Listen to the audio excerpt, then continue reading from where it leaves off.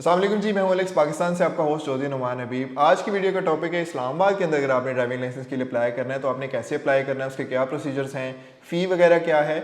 इस सारे आज जो प्रोसेस हैं इनको डिटेल में डिस्कस करेंगे। आप लोगों को नहीं पता होता कि क्या डॉक्यूमेंट्स चाहिए, क्या प्रोसीजर वगैरह होता है। इस वजह से जब वो रीन्यू नहीं करवाते, ट्रैफिक पुलिस वाले फिर चालान करते हैं, फ़ाइन्स होते हैं, और जो आपके इर्द गिर्द के लोग हैं उनके लिए भी ये सेफ़ नहीं होता। सो एक एथिकल और एक रिस्पॉन्सिबल सिटीजन होने का सबूत दें।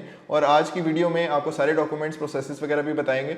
सबसे पहले बात करते हैं क्या लोकेशंस हैं जहाँ पे आपको जाना है इस्लामाबाद में अगर आपने ड्राइविंग लाइसेंस के लिए अप्लाई करना है। सो वो दो लोकेशंस हैं बेसिकली। सबसे पहले जो F8 के अंदर है, सेक्टर 1 के अंदर, और F8 जो 9th एवेन्यू के ऊपर है इस्लामाबाद में, वहाँ पे इनका ऑफिस है। और सेकेंडली जो F6 मरकज़ है इस्लामाबाद में, वहाँ पे ये दो लोकेशन है इस्लामाबाद के अंदर अगर अपने ड्राइविंग लाइसेंस के लिए अप्लाई करना है। आप इस टाइम अपनी स्क्रीन पे देख भी सकते हैं, आप पास करके इसका स्क्रीनशॉट भी ले सकते हैं।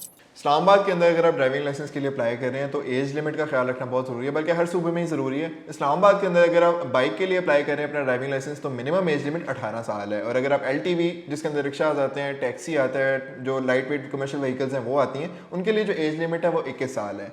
ये सारी जो अगर आप एज लिमिट क्वालिफाई करते हैं तो उसके बाद जो नेक्स्ट स्टेप होता है वो अपॉइंटमेंट लेनी होती है आपने। पहले काफ़ी मुश्किल था, आपको लॉन्ग क्यूज़ वगैरह में वेट करना पड़ता था, लेकिन अब हर सूबे की अपनी एप्लीकेशंस हैं और वेबसाइट भी है, तो आप वहाँ से ऑनलाइन अपॉइंटमेंट भी बुक कर सकते हैं। उसका लिंक डिस्क्रिप्शन के अंदर भी मौजूद है। सो जब भी आप ड्राइविंग लाइसेंस के लिए अप्लाई करते हैं कुछ सर्टेन स्टेप्स होते हैं। सबसे पहला स्टेप होता है कि लर्नर परमिट के लिए आपने अप्लाई करना होता है। लर्नर परमिट जो होते हैं वो डेली बेसिस पे इशू किए जाते हैं, और आपका जो एक लर्नर परमिट है वो 6 महीने के लिए वैलिड होता है। 6 महीने के दौरान आप टेस्ट वगैरह दे सकते हैं, अगर एक्सपायर होता है तो आप उसको ईजिली रीन्यू भी करवा सकते हैं।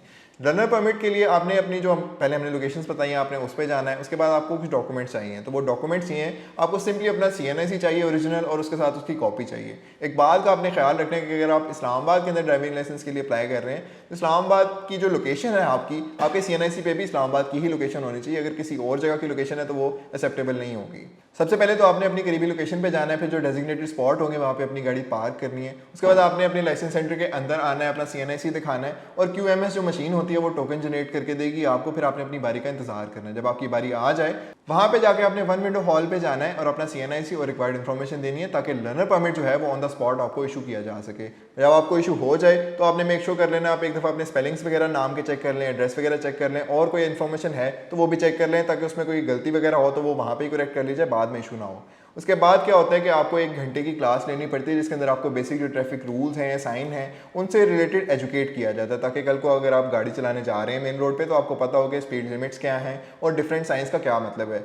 इसके बाद क्या होता है कि जब आप वो क्लास ले लेते हैं तो आपका इंस्ट्रक्टर जो आपका लर्नर परमिट होता है उसकी बैक साइड पे एक स्टैंप लगा देता है, ताकि वेरीफाई हो जाए कि इस बंदे ने क्लास ले ली है। जब आप क्लास ले लेते हैं, स्टैंप हो जाती है, उसके 42 डेज़ के बाद अब अपने नियरेस्ट जो लाइसेंस सेंटर है वहाँ पे आके अपना ड्राइविंग टेस्ट देते हैं, और तब पता चलता है कि आपने ड्राइविंग लाइसेंस क्वालिफाई किया है या नहीं।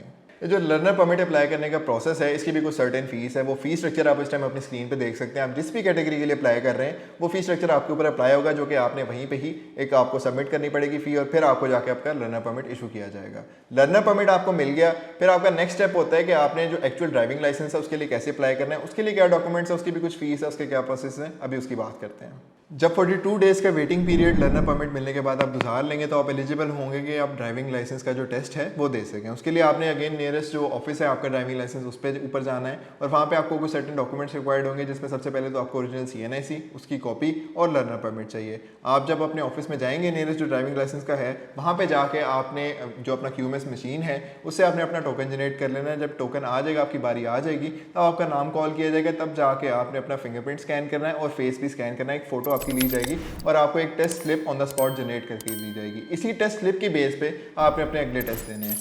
टेस्ट स्लिप के साथ आपने अपना जो लर्नर परमिट है और CNIC कॉपी है वो वहीं पे ही अटैच कर देनी है। उसके बाद जो है आपका आगे प्रोसेस शुरू होगा। टेस्ट के बेसिकली 2 पार्ट्स होते हैं। एक टेस्ट होता है आपका जो थ्योरेटिकल है, आपने कंप्यूटर पे या मैनुअली देना है। उसके अंदर क्या होता है कि 10 MCQs होते हैं, 4 मिनट का टाइम होता है, आपने 7 ठीक करने होते हैं, मतलब आपको 70 मार्क्स चाहिए पास करने के लिए। अगर आपके 6 जो MCQ ठीक होते हैं या 5 ठीक होते हैं तो आप डिस्क्वालीफाई हो जाएंगे, वहीं पर ही आप नेक्स्ट राउंड पर जाएंगे ही नहीं। जब आप ये वाला प्रोसेस कंप्लीट कर लेते हैं, अगर आपने कंप्यूटर पे नहीं देना तो आप मैनुअली भी उनसे रिक्वेस्ट कर सकते हैं, मैनुअल टेस्ट भी दे सकते हैं। आप ये पास करते हैं तो फिर नेक्स्ट स्टेप जो आता है वो आता है मेन जो आपका ड्राइविंग टेस्ट है। L शेप पाथ के थ्रू आपने गाड़ी गुजारनी भी है और वापस भी लेके आनी है। आपने गाड़ी बंद नहीं होने देनी, एक ही फ्लो में जाएगी, एक ही फ्लो में वापस भी आएगी।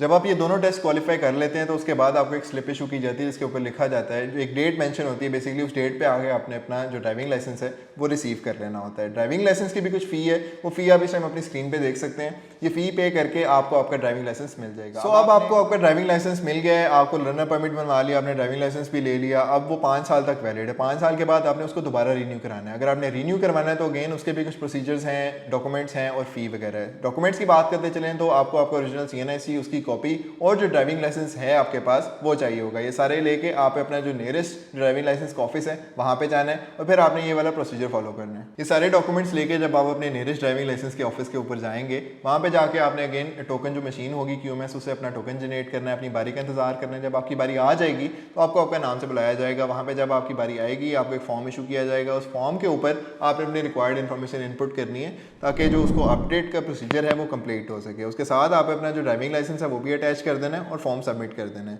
उसके बाद आपको एक स्लिप दी जाएगी जिसके ऊपर लिखा जाएगा कि इस डेट के ऊपर आके आप अपना जो ड्राइविंग लाइसेंस है जो रीन्यू हो गया नए वाला, आप उसको रिसीव कर लें। उसकी भी कुछ सर्टेन फीस है, इस टाइम आप अपनी स्क्रीन पे जो फ़ी है वो भी देख रहे हैं और वो फ़ी पे करके ही आपको जितने भी स्टेप्स बताएं लर्नर परमिट के और ड्राइविंग लाइसेंस के और रीन्यूअल की, ये फ़ी आपको पे करनी पड़ेगी। और जो फ़ी है ये नेशनल बैंक ऑफ पाकिस्तान के ऊपर जाके आप चालान सबमिट करेंगे। एक बात का आपने ख्याल रखना है कि अगर आप कमर्शियल ड्राइविंग लाइसेंस के लिए अप्लाई करें या अगर आपकी एज 50 साल से ऊपर है तो आपको एक मेडिकल सर्टिफिकेट भी सबमिट करवाना पड़ेगा। वो आपको कोई भी मेडिकल ऑफिस से टेस्ट करके दे देगा।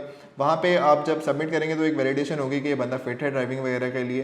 ये सारा ही प्रोसीजर हमने आपको बताया कि आपने लर्नर परमिट के लिए कैसे अप्लाई करना है, इस्लामाबाद के अंदर ड्राइविंग लाइसेंस कैसे हासिल करना है, उसके बाद रीन्यू कैसे करवाना है।